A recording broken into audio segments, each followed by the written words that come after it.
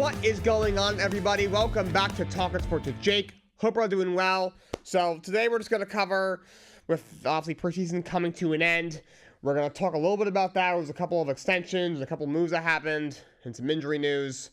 And then from there, we're actually going to talk a little baseball as we are in the home stretch there. And then I have a little announcement, and then that's what we're going to do today. So let's get right into it. Eagles acquired Jahan Dotson, receiver from the Washington Commanders. They get him and the 5th round pick for a 3rd round pick and 2 7th round picks next year. This is an incredible move by the Philadelphia Eagles. Makes an already dangerous offense even more dangerous. Dotson, from a 1st round pick going into his 3rd year in the league, hasn't quite lived up to the hype, I guess, to this point. He also had some really bad quarterback play. There's a lot of dysfunction there with the ownership change and just all the movement they've had and dysfunction they've had. Their stadium's falling apart, and now they go to a much well-run and just a better team or a better organization in the Philadelphia Eagles. Last year, in the last 2 years, he's been around at like 50 catches, 550-yard mark, 3, 4, 5 touchdowns. If he does that for the Eagles, that's all they need, because he's their 3. You have A.J. Brown, who's an all-pro. Devonta Smith is a great player. You also have Dallas Goedert, who's a good tight end. You have a great back now in Saquon Barkley. He's an upgrade over DeAndre Swift, who had 1,000 yards last year. He wasn't exactly a bad player last year. You have a very good offensive line. I know they lose Kelsey. I still think they'll have a very good line. One of at least the 10 best in the league. I think Cam Jordan will step up at the center position. You still have Lane Johnson, Jerome Malata at tackle. They'll be just fine. So I think it's a great move for them. Not sure what the Commanders were thinking, trading a guy you drafted in the 1st round only a couple of years ago. Not even 3 years ago, you drafted him in the 1st round. And you trade him for nothing to a division rival. That doesn't make any sense. I guess this new regime, because they didn't actually draft him, I guess they're trying to make their mark. As you saw at the trade deadline last year, you went out and you trade Chase Young to the 49ers for a 2nd round pick. He's now in New Orleans, of course. And then you trade Montez Swift to the Bears for a 3rd rounder. And obviously you make a regime change. You get rid of Ron Rivera, which was the right move. You make a GM change as well, bring in a new GM, and you make a slew of moves in the offseason to try and improve the defense and the offensive line. You trade away Sam Howell for a draft pick. You go out and take J.D. Daniels 2nd overall. Now you trade Dotson with. So I see what they're trying to do, I guess. They're trying to just get rid of anything Snyder touched and, make their own mark. And I understand that. But at the same time, you've traded Chase Young, Montez Sweat, and Dotson for a 2nd rounder, and the 5th round pick, by the way, for a 2nd rounder and 2 3rd rounders and 2 7th rounders. Chase Young obviously hasn't lived up to the hype since being a 2nd overall pick, and after he won the Defensive Rookie of the Year, injuries have kind of killed him, but we know the guy has the potential to be great. Montez Sweat is a little pro kind of player. Dotson's at least a legit, good 2nd or 3rd receiver, who's still really young and could possibly break out this year or next year. You never know. Still has 2 years left on his rookie deal, plus a 5th-year option. To just give these guys away for mid-round draft picks, I don't understand what they're trying to do. Now you have a rookie quarterback in J.D. Daniels, who, has not really played in the NFL caliber offense yet, at Arizona State or at LSU, for that matter. Has really one weapon in Terry McLaurin. A rookie 4th round tight end, Ben Sinnott. We don't know what he is yet. Okay back, I'd say, in Brian Robinson. Played well with rookie year. Obviously, it was a great story coming back after the incident that happened. Last year was just okay. Play calling didn't help either. They didn't run the ball as much as they should have. And that's it. Their defense is still, to me, a work in progress. It's a little bit better. I mean, you add Frankie Lou and Bobby Wagner at linebacker, Dorace Armstrong for your defensive line. You add Jeremy Chin in the secondary. So they're a little bit better, but I still think they're great. The O-line, you add Tyler Baez in the middle. Bring in Allegridi for some depth. Other than that, this still isn't great. So, also, Dan Quinn's, last time he was a head coach was not very good. He overall, he's not belong at 23. He's only known for as a head coach. Cliff Kingsbury as the offensive coordinator, is the air raid offense going to work in the NFL? Hasn't to this point when he was head coach in Arizona for the most part. So I don't know. It's not looking great in Washington, if you ask me. But moving on, the Chiefs extend Creed Humphrey 4 years, $72 million, $50 million guaranteed. Definitely the right move. Creed Humphrey is arguably the best center in the league. He's been an absolute stud since they drafted him in the 2nd round a few years ago. He's been the anchor of their offensive line for a while now. Big reason why Patrice's been able to be successful. Obviously, you have Patrick Mahomes, you have Travis Kelce, Andy Reid's your head coach. But they've always, for the most part, had a really good offensive line. Only time I didn't was when we lost the Super Bowl to the Bucs. You know, obviously, yeah, a lot of injuries that year of the Fisher and Remmers, your tackles battling a bunch of injuries. But in recent years, obviously, you have Creed, you have Joe Thuney there, you bring in Orlando Brown. So they've spent a lot of money on that offensive line, and it's worked. For example, you paid Joe Thuney a lot of money. He's one of the best guards in the league. Orlando Brown, we don't have him anymore, actually, but that's another guy you had at one point. And you had Alex Fisher at one point, a guy you drafted first overall, so which he's kind of always, they spent money on their offensive line, always invested in the offensive line. And it's helped is, of course, they have won two straight Super Bowls and 3 in the last 4 or 5 years, and Mahomes already has 3 rings, and now you lock up Creed Humphrey.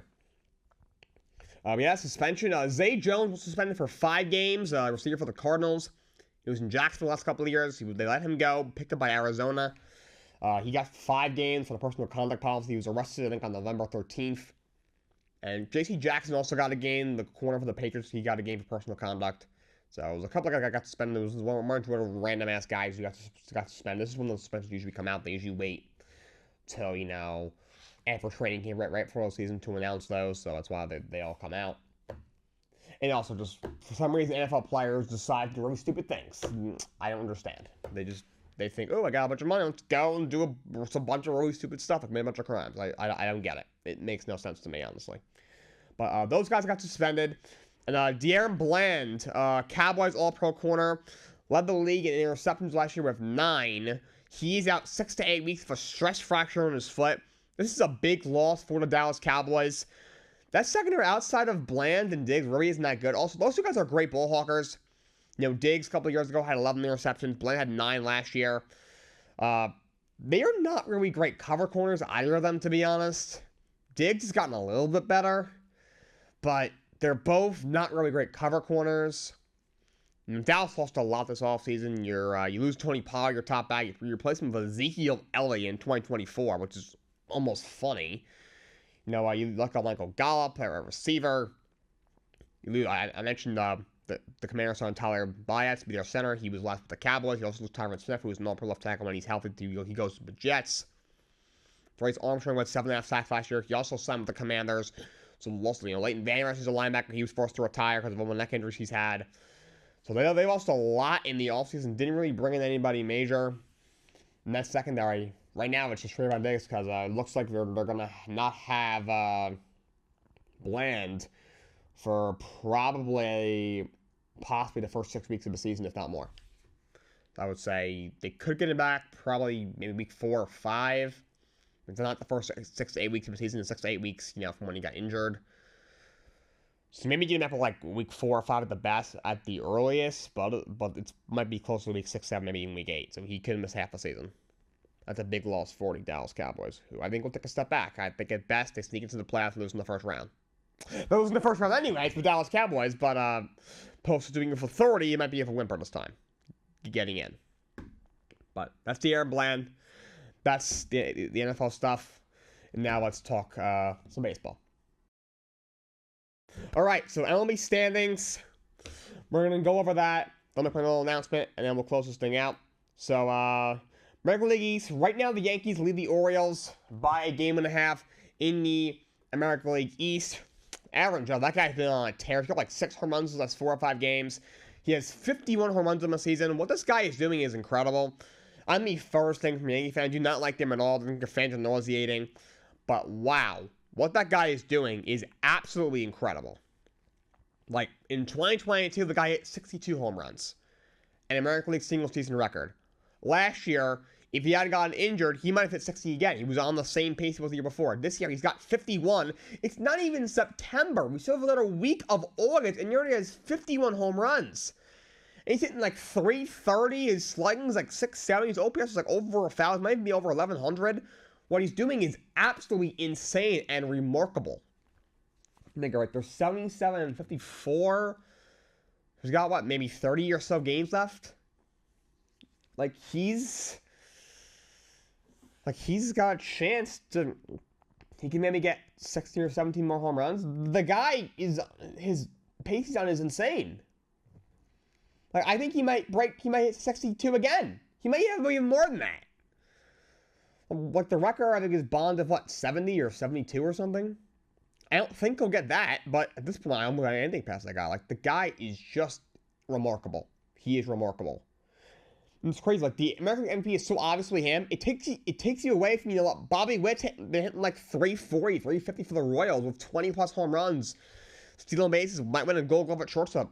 And he'll be a finalist for the MVP, but he's got no shot. Judge's teammate Juan Soto was like 38 homers and 100 RBIs before September, playing well defensively in the outfield, hitting like 300. And he'll be a finalist probably for MVP. He doesn't have a shot in hell because of how great Judge is. He's absolutely incredible. And the Orioles are a game and a half out, 76 and 56. Boston's at 67 and 62. Right now, they're slipping a little bit right now. They were playing really well before the break. Since the All-Star break haven't been great. You have Tampa at 500, 65 and 65. They haven't fallen off as much as I thought. They sold off their whole team at the deadline, but they're not really in the race much. And the Blue Jays at 63 and 68 are pretty far out of it. So you're 5 games under 500 and you're in last place in the division, so it's how good that division is. A lot of other divisions have been like 3rd or 4th place, and they're in last. American League Central, Guardians lead 75 and 55 this year. Kansas City, though, has been playing really well. They're right there. They're only 3 games out. Minnesota also only 3 games out. It's weird. It feels like the Guardians have, like, dominated that division. They've been first for most of the year. Pretty much the whole year. They've had a great year. They've been a lot better than I expected. But Kansas City and Minnesota, for the most part, have kind of hung around the whole year. They haven't been more than, like, probably 5 or 6 games out for a while now. But for only 3 games out. You have the Tigers, 65 and 66. They're miles out of it. And then the White Sox. The White Sox are 31 and 100. The White Sox have 100 losses, and it's the first week in August. They are 69 games under 500. They are 44 and a half games out of the division and 41 and a half out of the wild card. They made a manager change a couple of weeks ago. They fired, I think Pedro Grifol was their manager. They promoted Grady Sizemore, a former outfielder who was on their staff. I think he has like 2 or 3 wins or something since he took over. Gary Cohen, the Mets play manager, was mentioning it briefly in the Mets game. He's like, "Oh, Grady Sizemore is not the manager there." He goes, "They have a win since he took over." I think they've won like 2, maybe 3 games since he took over as manager. That was a couple of weeks ago, at least. Wow, that team is beyond bad. They're probably going to be the worst team of all time. I think the worst team of all time in the modern era. I think the Mets in 1962 was their first year as a team. I think they were 40 and 120. I think so. It was 160 games back then. That was you played 2 extra. I think the White Sox, all right, they have 31 games left. You think they need to win 8 games to at least not tie them. So we need to go, 8 and 23? I don't know if they're going to do that. It's going to be close, but it's going to be close. They're not going to win more than probably 40 games. If they're going to lose 120 games, that is insane how bad they are. Moving on, the American League West, Houston Astros are 70 and 60. They've completely turned their season around. They're in first place.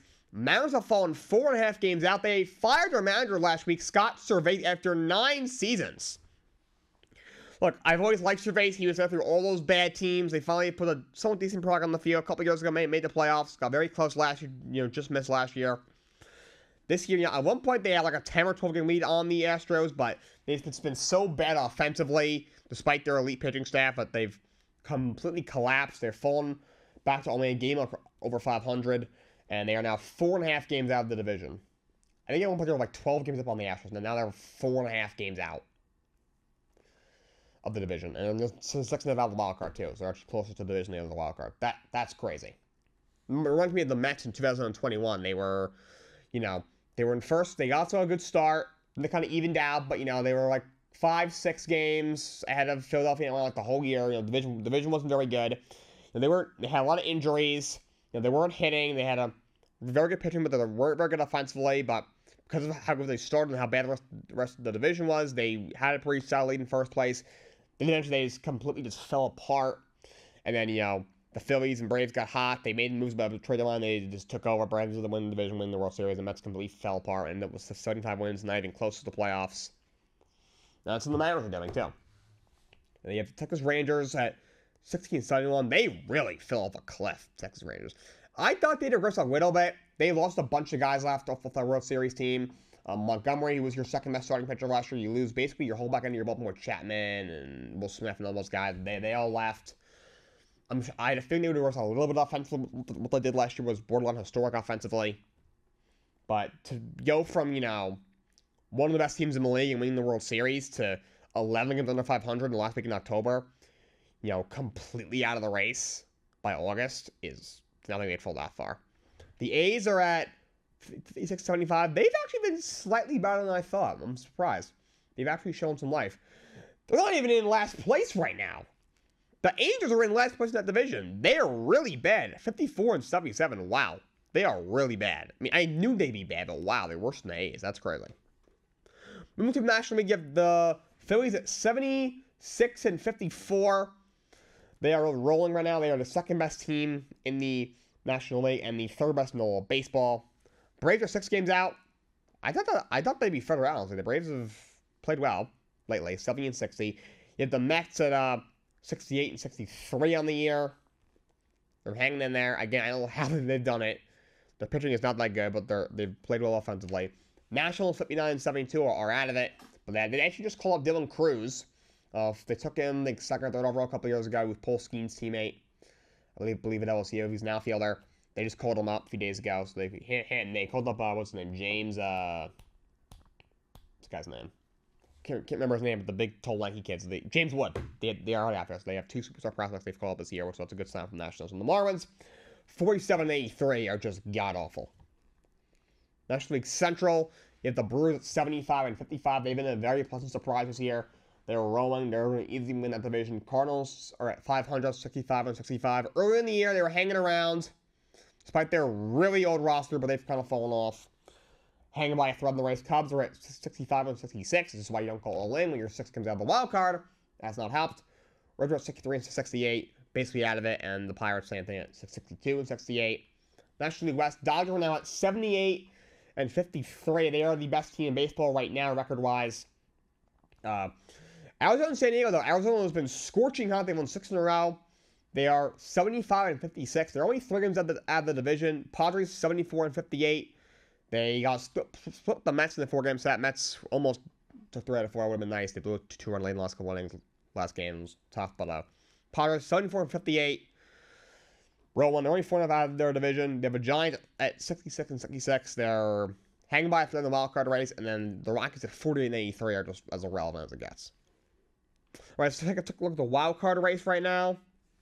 In the American League, the Orioles are the first wild card. They're 3 games up on Kansas City and Minnesota, who are tied for the last 2 spots. You have the Red Sox at 4.5 games out. Mariners are 6.5 games out, of course. The Mariners are also only 4.5 out of their own division, and everyone else pretty much out of it. The Rays at 7 out, Tigers 7.5 out.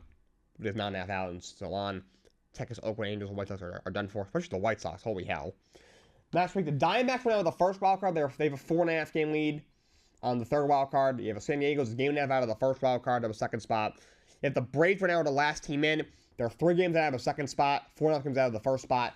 The Mets are 2.5 games out right now behind the Braves. Giants are 5 games out. Cardinals also 5 games out. Cubs are 5.5 out, and everyone else is, far enough back to where they're not really worth mentioning. All right, before we close out, Fantasy Football Show, that's mostly going to be on Thursday. I'm probably gonna be Friday. Actually, and now that I think about it, it's probably you guys will probably see it on Friday. Most likely, looks like I'm gonna have a couple of guests. What I'm doing, the way I'm doing, I've actually never done in this studio before, so I'm hoping it goes smoothly. I'm sure it will. I'm gonna have a little bit of help behind the scenes doing that. So the people that are doing that know what they're doing. So I'm sure it'll work out fine. But so. Tentatively planned, most likely will probably come out Friday. So keep your eye out for that. That's all I got for you guys today. Until next time, so long. Have a great day.